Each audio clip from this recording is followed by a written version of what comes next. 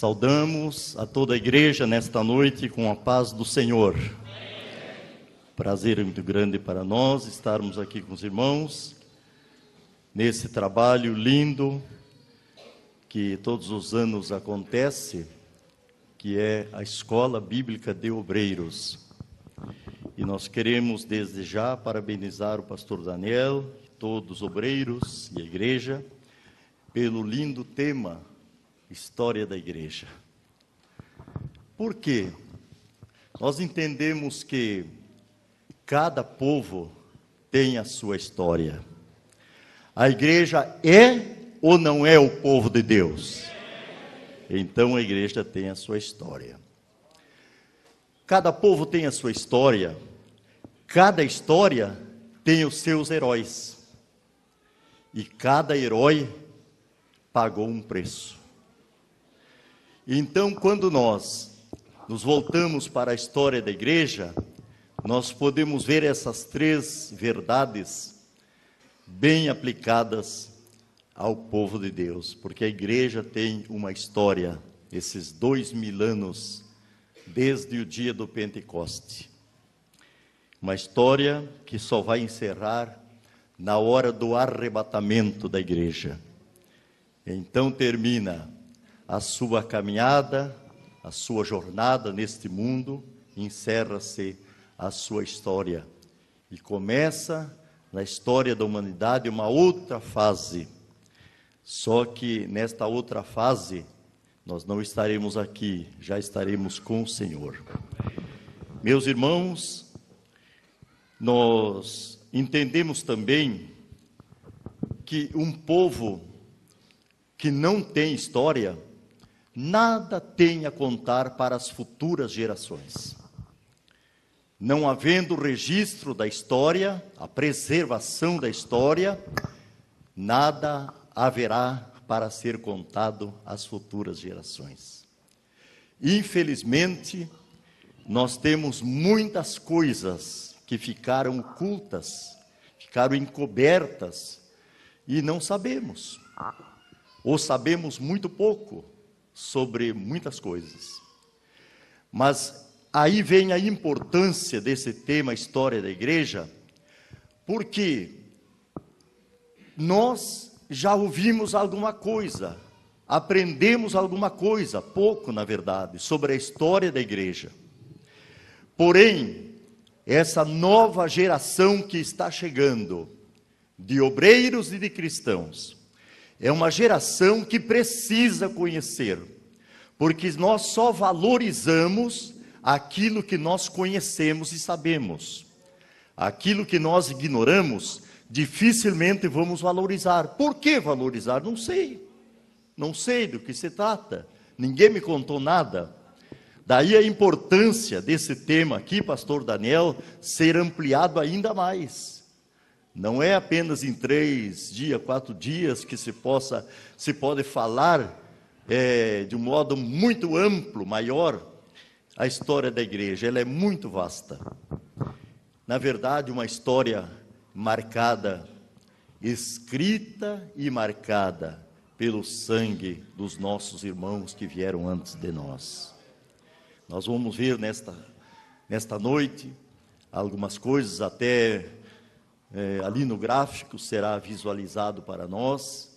E eu estava lendo, pastor Daniel, aquela redação ali que tu fizeste, e algumas coisas ali eu não tenho nem coragem de citar, de tão forte que é. Tiago tinha razão, ele escreveu profeticamente quando disse: eis que temos por bem-aventurados aqueles que sofreram.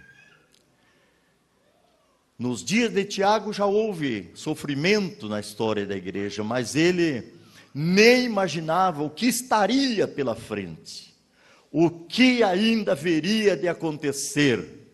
Mas ele coloca o verbo já no passado, profeticamente, para que nós hoje pudéssemos usar esse texto, a bem-aventurança daqueles que sofreram, daqueles que vieram antes de nós. Se nós procurarmos entender um pouco a história da igreja, o sofrimento dos nossos irmãos, nem eu nem você, em momento algum, teríamos razões, motivos de se queixar de lutas e de provações. Não teríamos. Só faz isso quem desconhece a história da igreja. Claro que nós temos nossas lutas, nossas provações, os nossos momentos de embates, não é?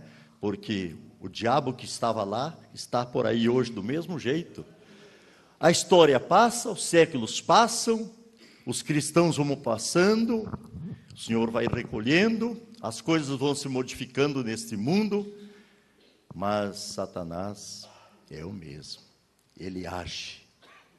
E ele tem procurado, por todos os meios, apagar a igreja, fazer com que ela desapareça, e deixe de existir nesse mundo. Mas Jesus deixou uma promessa gloriosa. O irmão Júnior fez a leitura introdutória aqui esta noite. Sobre esta pedra, Jesus apontou para ele, não foi para Pedro. Não foi para Pedro, Jesus apontou para ele. Ele usou o termo esta pedra, que era ele mesmo. Edificarei a minha igreja.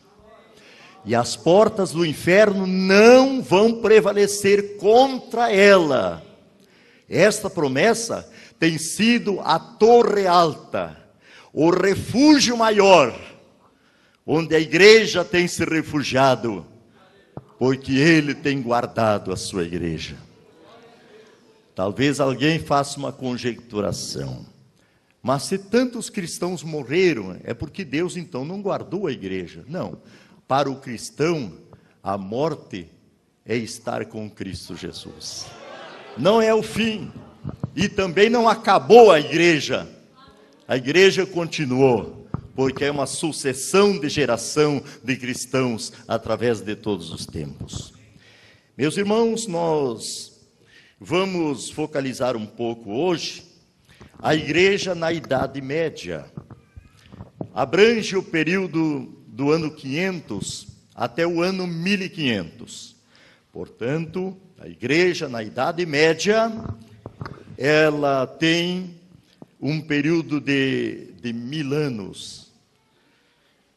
E quando nós olhamos esta escritura da igreja na Idade Média, refere-se na Bíblia à igreja de Tiatira, que está no capítulo 2, versículos 18 até o versículo 29. Eu estava olhando aqui, é bastante extenso o comentário, a escrita de João aqui a respeito da igreja de Tiatira. E quando a gente olha na carta enviada à igreja de Pérgamo, nós encontramos lá, aliás, já na igreja de Éfeso, nós temos uma observação que Jesus faz, e ele traz para aquela igreja de Éfeso uma palavra importante a respeito da prática das obras dos nicolaítas. E esses nicolaítas, a palavra Nicolau era o nome de um dos 7 diáconos da igreja primitiva. E este homem, lá numa altura da sua caminhada, ele vai criando uma prática dentro da igreja, não é doutrina ainda, uma prática. Era um cristão e por lá ele tinha certas tendências e praticava certas coisas que era meio estranho à luz da Bíblia. Bem, mas enquanto em Éfeso nós encontramos apenas a prática, as obras então dos nicolaítas, já na igreja de Tiatira nós encontramos a doutrina dos nicolaítas. Então é assim que ao longo dos tempos, e nós vamos ver nesta noite, como a igreja desviou-se do verdadeiro cristianismo. Ninguém deu muita importância. Não, esses irmãos aí, chamados nicolaítas, eles têm certas tendências, mas eles tomam a ceia com nós, algum até canta no coral, algum até é obreiro, algum até tem responsabilidades na igreja. Vamos deixando. E o tempo foi passando. Já nesse período de 1000 anos, quando chega a igreja de Tiatira, do ano 500 ao 1500, já não era mais apenas uma prática, obras, era uma doutrina que levou a igreja a se desviar do verdadeiro evangelho. Então, irmãos, nós entendemos que se o mal não for arrancado, não for extirpado quando nasce, vai contaminar muita gente. A lavoura de Deus pode ser contaminada.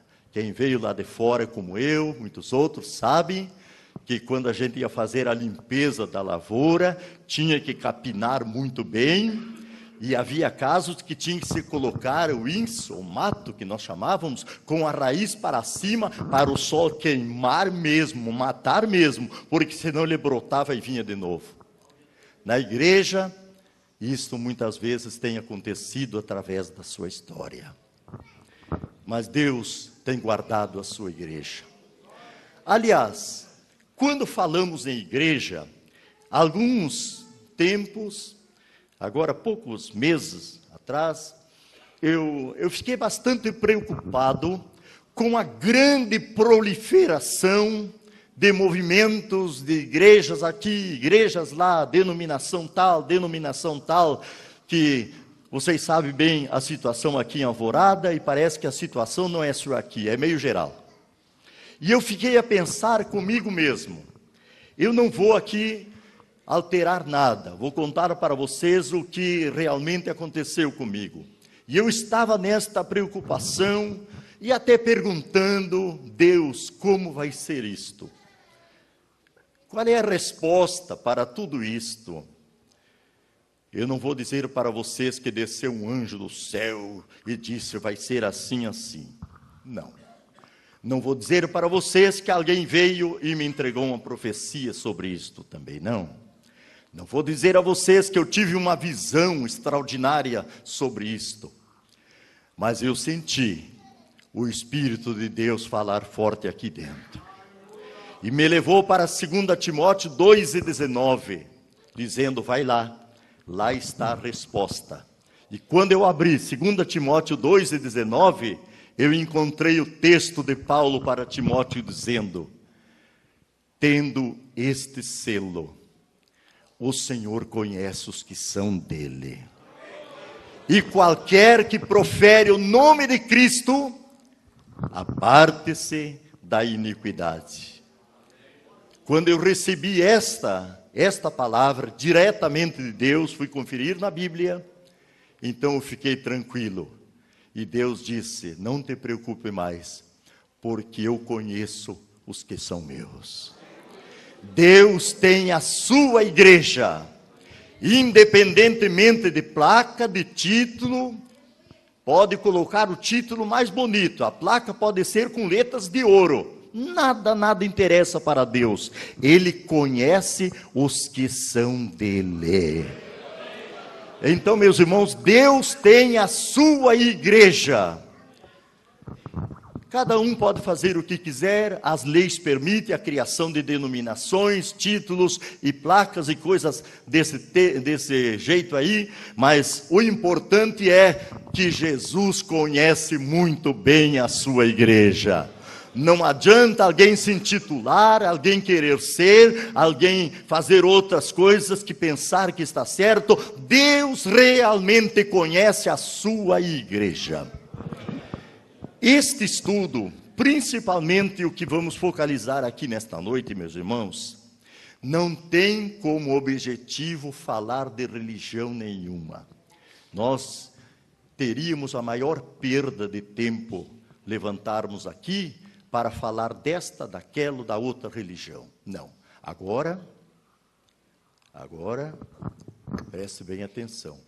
Nós, como cristãos, nascidos de novo, batizados com o Espírito Santo, e que cremos que Jesus salva, cura, batiza com o Espírito Santo e está voltando daqui a pouquinho, nós temos um grande compromisso de não ocultar nada da história desta igreja.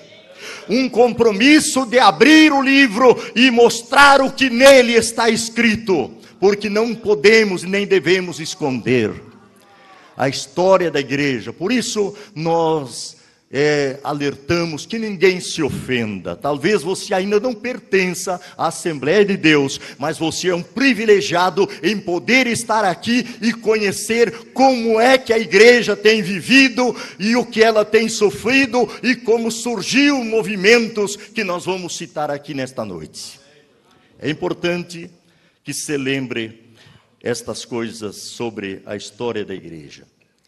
Meus irmãos, eu estou aqui com a Bíblia, estou aqui com alguma coisa, estou aqui com o meu livro, As Sete Igrejas da Ásia, porque tudo isto aqui aponta para uma direção só, e é muito importante. A igreja na Idade Média, e vamos focalizar o que o pastor Daniel colocou aqui, logo no início, a origem do catolicismo e do papado. A partir do decreto, quando em 312, retrocedendo um pouquinho, em 312, quando Constantino assume o Império Romano, a primeira coisa que ele faz é decretar o Edito de Tolerância.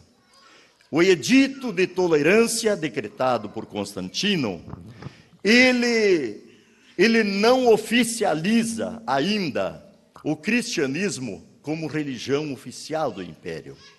Mas ele decreta um edito de tolerância, dizendo então que o cristianismo já não será mais perseguido, mas será tolerado. Agora, logo depois, um outro imperador chamado Teodócio, ele governa Roma de 379 a 395, e nesse tempo, ele dá um passo a mais que Constantino. Ele oficializa o cristianismo como a religião, única religião permitida no Império Romano. Já a partir de Constantino, com o Edito de Tolerância, as perseguições terminam contra os cristãos, sem dúvida alguma. As perseguições já não existem mais. Só que isto produziu um mal tão grande para a igreja, porque até o ano 312, debaixo de açoites, debaixo de perseguições, lançado nas prisões, perseguidos pelo império, a igreja sofria a perseguição que vinha do lado de fora, mas aqui dentro a igreja estava unida na presença de Deus. Jesus estava curando, Jesus estava batizando, Jesus estava avivando a sua obra, as almas estavam sendo salvas, mesmo debaixo das perseguições. Mas com o edito de tolerância, parece que a igreja fez assim: não vamos mais ser perseguidos, não vamos mais morrer por amor do Evangelho e da palavra de Cristo. Realmente não houve mais perseguições, mas acabou-se a oração, acabou-se o ensino da palavra, acabou-se o fervor da igreja. Parece que a igreja nasceu para enfrentar mesmo as perseguições, porque enquanto ela era perseguida, a igreja permanecia unida, e Deus continuava operando na igreja. Mas uma vez que a mão da perseguição se retirou dela, que foi aliviado a carga, o povo começou a negligenciar. Meus irmãos, nós não podemos negligenciar a oração. Não podemos negligenciar o estudo sistemático da Bíblia, as oportunidades de aprender a palavra de Deus. Nós temos que estar mais unidos do que nunca. Não ignore. Não existiu mais perseguições, mas o diabo continuou mesmo atacando a igreja, só que usou outra estratégia, usou outras armas de guerra, mas ele continua e continuará sendo o grande e terrível inimigo da igreja, sem dúvida alguma. Teodócio oficializa então, e ele dá para os cristãos o nome de Igreja Católica. Até aí, entendo eu, pastor Daniel, que até aí nada de errado. Porque católica ou católico quer dizer universal. Era uma designação que o cristianismo era uma religião universal. É o termo da palavra católico. Agora, quando diz Igreja Católica, Apostólica, Romana, aí cria uma confusão que ninguém entende até hoje. Por quê? Se a igreja é católica, ela não é só de Roma. Porque o termo católico é universal. E se disser católica romana, contradiz o termo no sentido etimológico da palavra, porque como é que vai ser católico e só de Roma ao mesmo tempo? Não tem. Porque o termo católico ou católica quer dizer universalidade, que abrange o mundo inteiro. E até aqui entendemos que realmente a Igreja de Cristo não está restrita a uma cidade, a um lugar, apenas a um quarteirão, porque o Vaticano é apenas um quarteirão lá, e que ostenta todos os aparatos de uma nação. Apenas. Por isso que quando o Papa viaja é recebido com muita honra, muito esplendor, e ele é ouvido no mundo inteiro, pelo menos a voz, porque não obedece o que ele diz, mas a voz dele se faz ouvir no mundo inteiro. Mas é melhor nós ouvir primeiro a voz de Jesus. A voz de Jesus vale mais do que tudo, é melhor do que tudo para nós. Então a origem está aqui. O cristianismo torna-se oficial e obrigatório em todo o império. Então agora quem era pagão, agora começou a ser perseguido. Antes os cristãos eram perseguidos e os pagãos eram livres. Mas agora os pagãos começaram a ser perseguidos e os cristãos se tornaram uma religião oficial do Império Romano. Eu quero lembrar, e já tenho dito muitas vezes, que enquanto a igreja era abatida, judiada, perseguida, maltratada, e eu comparo, numa comparação, uma analogia muito simples, as donas de casa, quando tinham que preparar o pão de manhã cedo para o esposo, para os filhos, ela preparava a massa à noite e deixava ali crescendo, como as irmãs dizem, né? Mas levantava-se muito cedo e tomava aquela mesma massa, sovava de novo, batia de novo e deixava crescer mais um pouco e depois levava para o forno. Mas uma coisa importante aqui, coisa muito prática: quanto mais virava, batia, sovava aquela massa, mais o pão crescia. Mais aquele pão crescia. Quanto mais batia, judiava da massa, mais o pão crescia. Com a igreja não foi diferente. Quanto mais esta igreja foi batida, perseguida, maltratada, mais ela cresceu. E é bom lembrar que luta, perseguição, tentação contra a igreja não destrói a igreja. O pecado sim destrói a igreja, mas tentação, perseguição, seja do lado que vier, nunca destrói a igreja. Pelo contrário, une mais a igreja e faz a igreja crescer.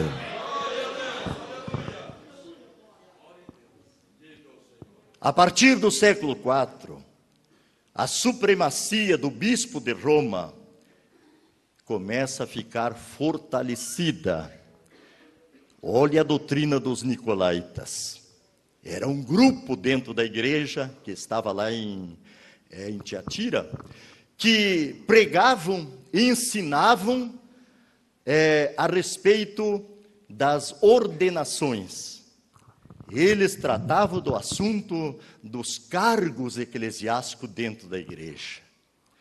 E isto foi crescendo tanto que, para escolher os papas, tornou-se uma verdadeira política dentro da igreja. O papado era comprado por dinheiro, era levado em conta posição e status social, e também era levado em conta as amizades, os companheirismo. Eu estou fazendo uma síntese porque a história é rica de informações sobre isto. E muitos, para chegar ao papado, mataram gente, assassinaram opositores, concorrentes. Eles assassinaram para poder chegar ao poder. Que bom que na igreja de Jesus não tem papa. Tem Jesus como cabeça da igreja. Tem Jesus como cabeça da igreja. Mas estamos vendo um perigo no neopentecostalismo hoje. Os pregadores da prosperidade, da cura divina, dos milagres. Se você perguntar para eles, para onde o Senhor pretende levar este povo? Eles não saberão dizer. Porque eles estão apenas trabalhando. E eu tenho me questionado, irmão Pitante, de uma coisa. Todos nós aqui sabemos o que o Evangelho tem feito de nós. Sabemos ou não sabemos? Cada um de vocês podia levantar aqui e dizer o que foi que o Evangelho fez na sua vida. Eu sei o que o Evangelho fez na minha vida há 53 anos passados, quando eu era um jovem, um adolescente de 16 anos apenas. Então não há dúvida, todos nós sabemos o que o Evangelho fez de nós. O problema hoje é o inverso. O que estão fazendo do Evangelho? Estão fazendo do Evangelho e da igreja um balcão de negociações. Um balcão de barganhas, de negociatas, vendendo óleo ungido, vendendo rosa ungida, e estão aí com a fogueira santa de Israel, até um templo levantaram em São Paulo, o templo de Salomão. Eu quero dizer que se Salomão ressuscitasse só por meia hora, ele ia condenar isto aí. Ele ia condenar isso aí. E o nome e até a foto desses papas de hoje estão na frente dos templos. Estão aí. Mas o nosso verdadeiro líder e o cabeça da igreja é Jesus. E quando muitos movimentos destes, a exemplo de um que morreu há pouco tempo agora, já estamos sabendo que o seu movimento que ele criou está fracionado, está dividido. Uma parte ficou com a esposa, a outra parte ficou com o filho, mas nem ela apoia o filho. O outro ficou com não sei quem, dividiu-se. E aí eu lembro da história do Império Grego, quando Alexandre o Grande morreu, o seu império foi dividido em quatro partes para os 4 generais. Uma coisa parecida está acontecendo. Mas atenção para isto aqui, ó. A verdadeira igreja de Jesus não tem papa. Não tem um líder com o chapéu na cabeça, na frente, que lidera e que tudo depende dele. O cabeça da igreja verdadeira é Cristo. E quando morre um pastor, por mais querido e maior liderança que possa ter. Quando ele morre, Deus tem outro para continuar a obra. Ninguém é dono da igreja. A igreja não se divide com o homem, não termina com seu líder humano. A igreja continua, porque o dono dela e o cabeça é Jesus. Por isso eu fiquei tranquilo. O Senhor conhece os que são seus. Meus irmãos, aí veio esta ascendência ao papado. Já em 607 é dado o título de bispo universal para um papa chamado Bonifácio III. Depois, nós estamos vendo que a partir de 1073 o título de papa é aplicado somente ao bispo de Roma. E a partir E com esse título, com essa ascendência, eles foram adquirindo muita posição, e não só isso, adquirindo terras para a igreja, adquirindo bens para a igreja. No tempo da Inquisição, confiscaram de muitos cristãos bens, casa, campo, e a igreja adquiriu uma grande fortuna, e o Vaticano concentra ouro em grande escala. Não se surpreenda quando nós afirmamos isto. Então, quando vem com campanha da fraternidade para ajudar os pobres, é apenas uma coisa mascarada, porque se colocasse a mão num pouco do ouro do Vaticano, ajudaria os pobres em grande escala. Conta-se que um padre novo, ele foi a Roma, e lá então ele começou a olhar as maravilhas, e o Papa da época mostrando para ele tudo que tinha lá, a grandeza, o ouro, a riqueza do Vaticano. E depois que mostrou tudo, ele disse para o padre novo assim: padre, agora não precisa mais nós dizer como Pedro disseram lá, Pedro e João, não temos prata e nem ouro. Aí o padre novo tinha lido a passagem e completou o resto, porque o Papa não completou o resto, mas o Padre Novo completou. O Papa disse: não precisamos dizer como Pedro, não tenho prata e nem ouro. Aí o Padre Novo respondeu: é verdade, mas também não podemos dizer mais levanta e anda. Também não podemos mais dizer levanta e anda.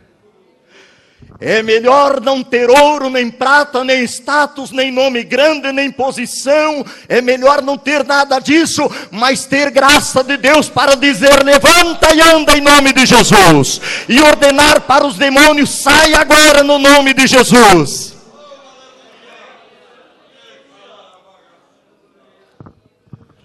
Meus irmãos, depois vieram as cruzadas, que em 1095...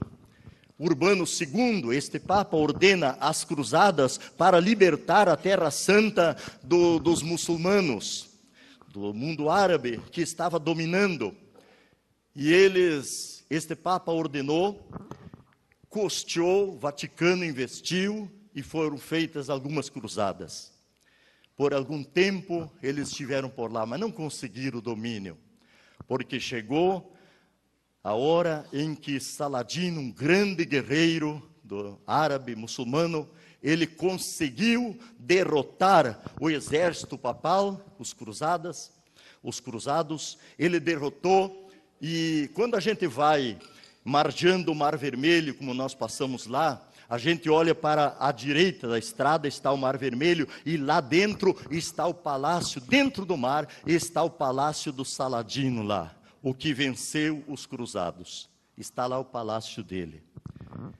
Logo depois, então sim, a Inglaterra, através de Ricardo Coração de Leão, o imperador da Inglaterra, Ricardo Coração de Leão, ele vai com seu exército e domina a terra da Palestina e faz bem ao povo de Israel, aos judeus, e isto perdurou, o domínio britânico, inglês, até 1900 1948, dia 14 de maio de 1948, quando Israel pôde levantar a bandeira de um povo livre outra vez. A história de Israel está associada com a história da igreja, porque quando a igreja for embora daqui, Deus volta a tratar com eles, eles são o povo de Deus também. E já existe uma classe, um segmento judaico de judeus messiânicos que esperam a vinda do Messias. Eles não fazem parte da igreja, mas é um povo de promessa e Deus vai tratar com eles no seu devido tempo. Bem, se nós olharmos a respeito da Inquisição, nós vamos encontrar os horrores da Inquisição e nós vamos também trazer para os irmãos aqui algumas coisas que é importante lembrar. E como eu falei no início, algumas delas são tão fortes que eu faria até questão de não citar aqui. Então vou resumir até a citação. A partir da Inquisição Romana, as perseguições já vinham anteriormente acontecendo. Mas quando é decretada, antes do ano 1500, é decretada a Inquisição, então, por ordem do Papa, milhares e milhares de cristãos morreram. Eu vou citar aqui alguma coisa que não temos anotado, pastor Daniel, mas que faz parte da história. Por exemplo, na França, quando nós estivemos lá, muitos foram lá, se encantaram com a Catedral de Notre Dame, e entramos lá dentro, mas eu quero dizer para vocês que eu nunca senti, depois do Egito, onde passamos, um lugar onde a gente sentiu tanto peso de treva, um peso de escuridão, de treva, de ignorância, como senti dentro da Catedral de Notre Dame. É escuro, é uma escuridão, é só imagem, e o que prevalece ali é só o turismo. O forte ali é o turismo, só para as pessoas conhecerem. É algo extraordinário, é a estrutura da obra medieval e assim por diante. Então isso não me chamou a atenção. Mas quando nós passamos as margens do rio Sena, que olhei para aquelas águas correndo, aí o meu coração bateu forte, porque eu me lembrei, lá por volta de 1578, quando por ordem do Papa e da rainha da França, Catarina de Médici, decretaram a morte dos meus e dos teus irmãos, os huguenotes. Os crentes eram chamados de huguenotes na França. E eles foram pegos de surpresa na calada da noite pelos exércitos, ordenado pelo Papa e pela rainha da França. E mataram milhares e milhares de crentes. À medida que iam degolando eles, eram jogados no rio Sena. E quando eu olhei para aquelas águas, o meu coração bateu forte, porque eu lembrei que naquelas águas se tornaram águas vermelhas na noite de São Bartolomeu, quando os nossos irmãos foram mortos unicamente pelo crime de dizer que só Jesus salva. Deram as suas vidas. Meus irmãos, como é que nós vamos entrar nessa de ecumenismo hoje? Não tem como. Não.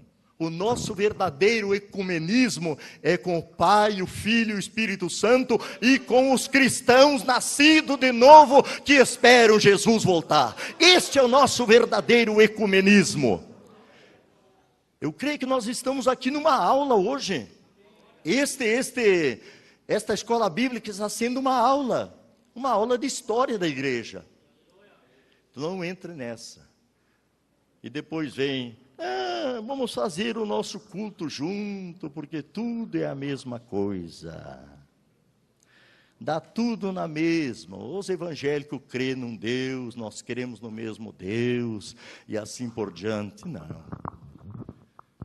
Pergunto para as irmãs, porque eu de cozinha não entendo nada, só entendo de chegar e comer. Irmãs, você coloca meio balde de azeite e na mesma vasilha, meio balde, completa o balde com água.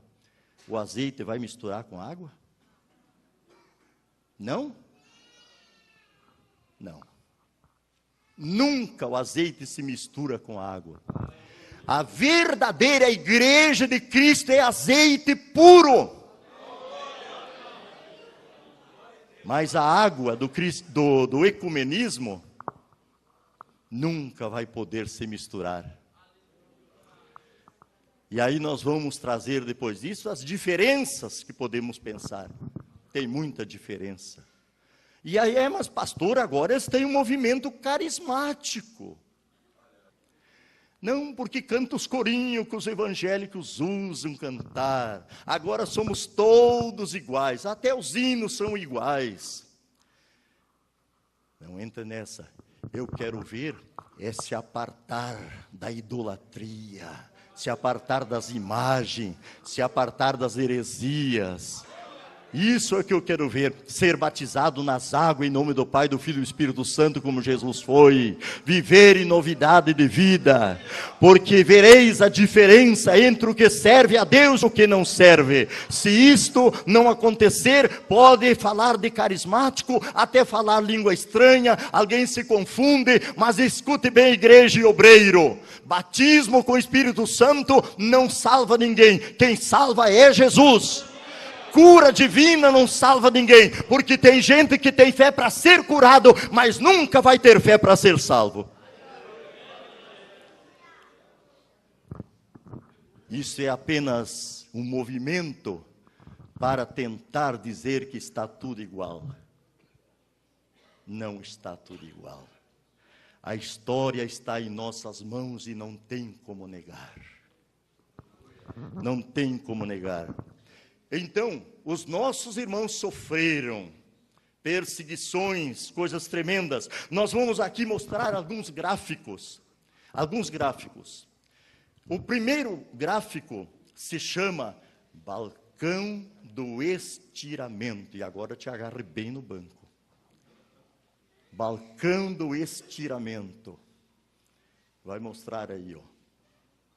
Olhe bem para o gráfico. Enquanto você olha para o gráfico, os teus ouvidos escutam o pequeno comentário. Os braços eram puxados para trás, preso com uma corda adicionada por uma alavanca. A partir desse momento começava o estiramento, que imediatamente deslocava os ombros e as articulações do condenado, seguido pelo desmembramento da coluna vertebral, e então pelo rompimento dos músculos, articulações e assim por diante. O corpo se alongava até 30 centímetros. Nesse instrumento de suplício que aí está. Muitos dos nossos irmãos pereceram nestas atrocidades. Vamos para um outro aí chamado Cadeira das Bruxas. Vamos lá. Cadeira das Bruxas. O condenado era preso com os pés para cima, cabeça para baixo, em uma grande cadeira. Tal posição causava dores atrozes nas costas, desorientava e aterrorizava os condenados. Ali está. E vocês olhando bem do lado lá, está quem do lado lá, coordenando esses trabalhos e com a cruz na mão? Quem está ali? Não estou ouvindo. Quem está ali do lado? Ou é um papa, ou é um cardeal, ou é um bispo. Um líder do catolicismo está ali. Próximo passo. Cadeira inquisitória. Cadeira inquisitória.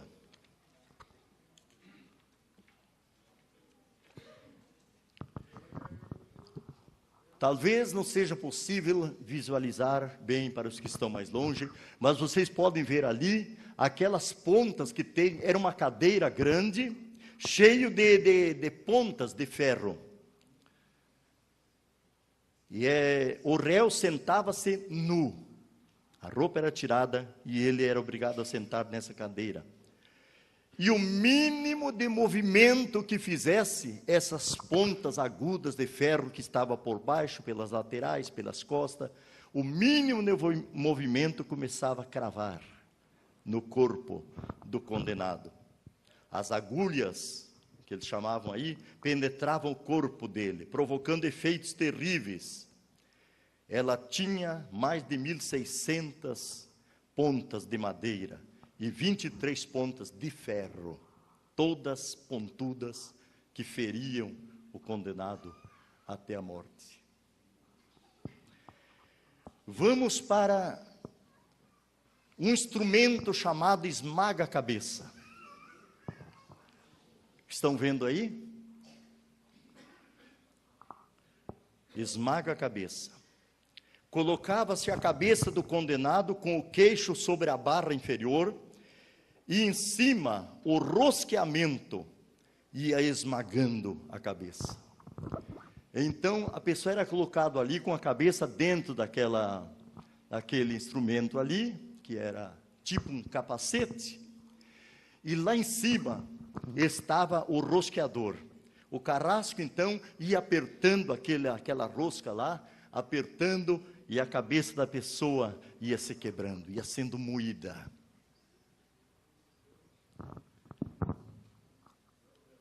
Depois nós temos o esmaga-joelho.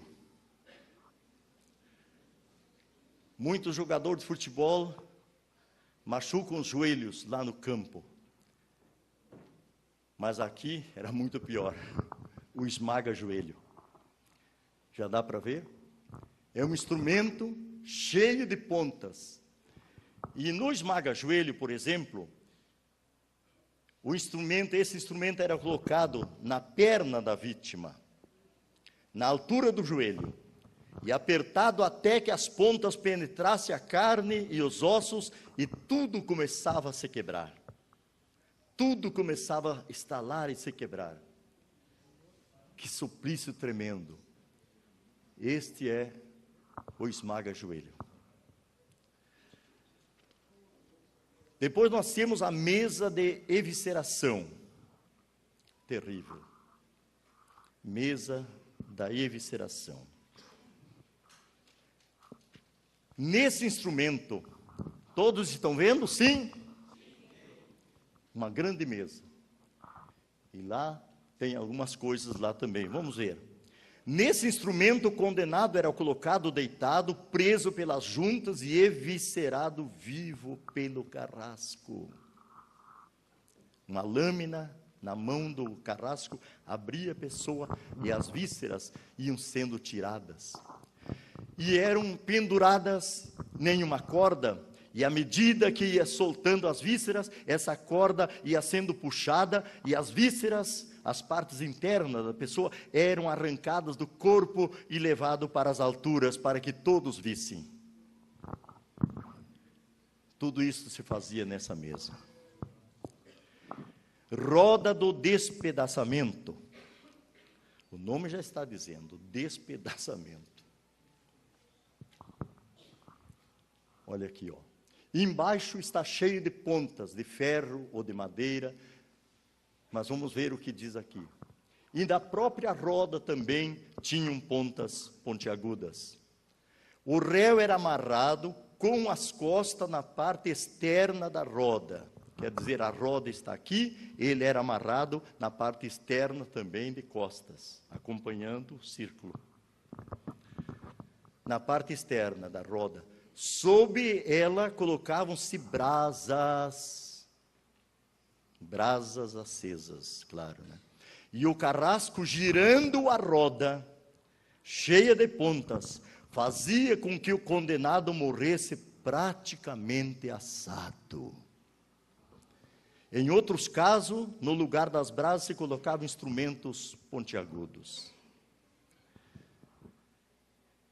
Irmãos, É quase que inacreditável procedimentos desta ordem. E por último, tem um outro instrumento aqui chamado dama de ferro. A Inglaterra teve uma rainha chamada Dama de Ferro. Foi terrível. Mas essa Dama de Ferro aqui é incomparável. Aí está. Estão vendo a figura em cima, aquilo ali tudo é ferro, mas por dentro é oco e cheio de instrumentos de ferro, pontas de ferro, que alcançavam o corpo da pessoa que fosse colocado lá dentro. Então eles abriam a parte dianteira aí e colocavam a pessoa lá dentro e fechavam. E quando eles fechavam as portas, estas pontas de ferro cravavam no corpo da pessoa. Em todos os lados do corpo eram cravados pelos instrumentos pontiagudos. E ele morria lá dentro da dama de ferro. Eu quero dizer para vocês nesta noite, meus irmãos, que fatos como este nos leva a valorizar muito a liberdade que Deus nos deu, a vitória que Deus nos deu. O cristianismo, ele desviou-se, se tornando o catolicismo. Nós vamos lembrar então que pelo menos até o ano 300 da nossa era, quando Constantino assume, até ali o cristianismo era tal qual Jesus ensinou e os apóstolos pregaram. Mas aí começaram as inovações dentro da igreja. Quando Constantino assume, e dali a pouco mais, o Teodócio, ele declara o cristianismo a religião oficial. Até ali, nada menos do que 12 inovações já tinham se criado. Então já estava começando. E a partir então de Teodócio, que o catolicismo se perpetua e começam o clericalismo, através da doutrina dos nicolaítas, e começa então logo depois surgir o papado. Nós temos aí um verdadeiro desvio do verdadeiro cristianismo. Eu exemplifico da seguinte forma. Vamos exemplificar que este corredor aqui, é o verdadeiro cristianismo. Como Jesus ensinou, a igreja que Jesus inaugurou no Pentecoste, a vida dos cristãos em obediência plena à palavra de Deus. Este corredor, reto como está aqui, o verdadeiro cristianismo. Mas a partir do ano 300 para frente, ele toma um rumo diferente, deixando a retidão da palavra de Deus, entrando para as inovações. Já começa a adoração a Maria, já começa o papado se multiplicar, crescer muito mais. E na Idade Média, nesses 1000 anos da Idade Média, foi terrível. No ano 1000, é chamado a meia-noite da Idade Média, de tão horroroso que ficou a situação dos papas. Aí o cristianismo, para professar o nome de Jesus, quem professava o nome de Jesus era herege, era desviado. Mas os verdadeiros desviados foram aqueles que saíram do caminho, que deixaram do cristianismo na sua pureza, tomando um outro rumo. E as inovações não param, até hoje ainda. As beatificações, no romanismo, por exemplo, a pessoa fica santo depois que morre. Mas na Bíblia, os santos são santos vivos. Leia a sua Bíblia, por favor. Leia mais.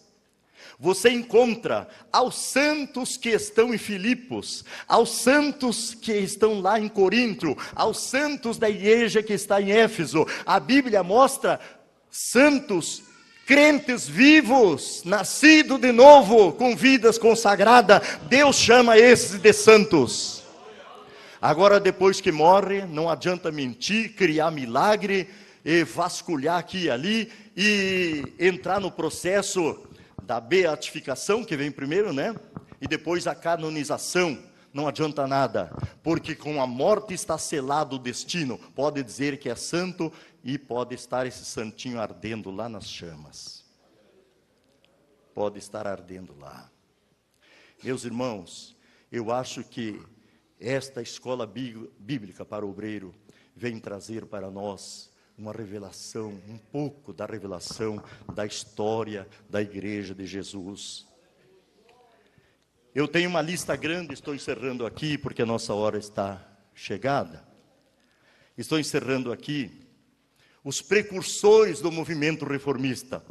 Com todas estas coisas e outras mais que deixamos de falar, a igreja de Jesus, aqueles que eu citei no início, o Senhor conhece os que são seus, no meio de todo este emaranhado de coisas, de desvios, de prevaricações da fé, de desvios doutrinários, lá no meio tem alguém que nós encontramos na história da igreja, em cada uma das 7 cartas, aonde diz assim: e o restante, e o remanescente que estava na igreja. Este restante e o remanescente quer dizer que em qualquer época dos 7 períodos da história da igreja, do Pentecostes até o arrebatamento, Deus sempre teve um restante dentro deste povo. Deus sempre teve um remanescente, irmãos e irmãs, que muitas vezes choraram nas horas caladas da noite, vendo seus irmãos sofrer o que nós mostramos aqui, vendo a igreja ser perseguida, e depois a igreja se desviar, mas o remanescente sempre esteve lá dentro. E eu não tenho dúvida, pastor Daniel e obreiro, que nas horas caladas da noite, este punhadinho de crentes que existia na igreja, em qualquer período dela, eles oravam com o rosto no chão, derramando as lágrimas e molhando o chão, o piso com as lágrimas, talvez dizendo para Deus assim: Deus, não esqueça da tua igreja, Deus, não esqueça do teu povo, Deus, estende a tua mão para mudar esta história, Deus, muda este quadro. Até quando, Senhor, isto vai durar? E esta oração chegou ao céu. E quando eles estavam matando os valdenses, Savonarola, João Wycliffe, e Jerônimo de Praga, João de Betsália e tantos outros que foram levados à fogueira, às prisões, e morreram por causa da sua fé em Cristo, nas mãos dos inquisidores de Roma, através da Inquisição. Um dia levantou-se João Hus da Boêmia, e ele começou a pregar. Ele pregava com fervor, com uma mensagem estrondosa, e multidões vinham para ouvir aquele homem, lá por 1415. O concílio, o Papa enviou um concílio e condenaram João Hus à morte por crime de heresia. Mas sabe qual era a heresia dele? Era pregar que Jesus salva, cura, batiza e está voltando. Ele ensinava que não precisava de missa, o purgatório era uma falsidade, as obras para se salvar também não era necessário, tudo isto é pela fé no Senhor Jesus. Os inimigos da verdade queimam João Hus na fogueira, tiram as roupas dele e lançam o corpo dele no rio. Mas um pouquinho antes de ser queimado, enquanto ele pôde dizer algumas palavras, ele proferiu as últimas palavras, dizendo assim: podem matar o ganso, porque na língua boêmia, na língua do povo dele, Hus quer dizer ganso. Então ele disse para todos os que estavam lhe ouvindo, aquela multidão e os seus algozes: podem matar o ganso, mas daqui a 100 anos, Deus vai levantar o cisne, e aquele vocês não vão poder matar. 102 anos depois disso aqui, em 1517, 31 de outubro, Deus levanta Martinho Lutero, proclamando a reforma protestante. E nós somos oriundos da reforma protestante. E quando surgiu a reforma protestante, que durou mais ou menos 250 anos, logo depois vem a igreja de Filadélfia, e Jesus começa a agir no meio da sua igreja. A oração do punhadinho de remanescente que existia, tinha chegado lá no trono da glória, e Deus começa a responder. E agora a igreja igreja se levanta poderosamente. O avivamento, ele começa a varrer a América de norte a sul, de leste a oeste. Outros países da Europa também começam a ser alcançados pelo avivamento. Deus começa a usar homens simples como nós mesmos, mas com uma mensagem poderosa nas mãos de Deus. O cristianismo sai daquela obscuridade através da reforma. Então Jesus começa outra vez a batizar no Espírito Santo, começa outra vez a curar os enfermos, começa outra vez a dar dons para a sua igreja, e começa a esperança da volta de Cristo. É por isso que nós estamos aqui nesta noite. Mas a reforma protestante é tema do pastor Daniel amanhã. Eu quero orar com vocês agora. Vamos estar em pé. Quantos querem agradecer? Porque ao longo de 2000 anos, Deus tem cuidado da sua igreja. E o mais bonito e melhor de tudo é que você que está aqui nesta noite é a igreja de Jesus. Então Ele cuida de você. Muito obrigado, Senhor, meu Deus, meu Pai, pelo privilégio grande e glorioso que nos dá desta escola bíblica de obreiro. Muito obrigado pela história da igreja.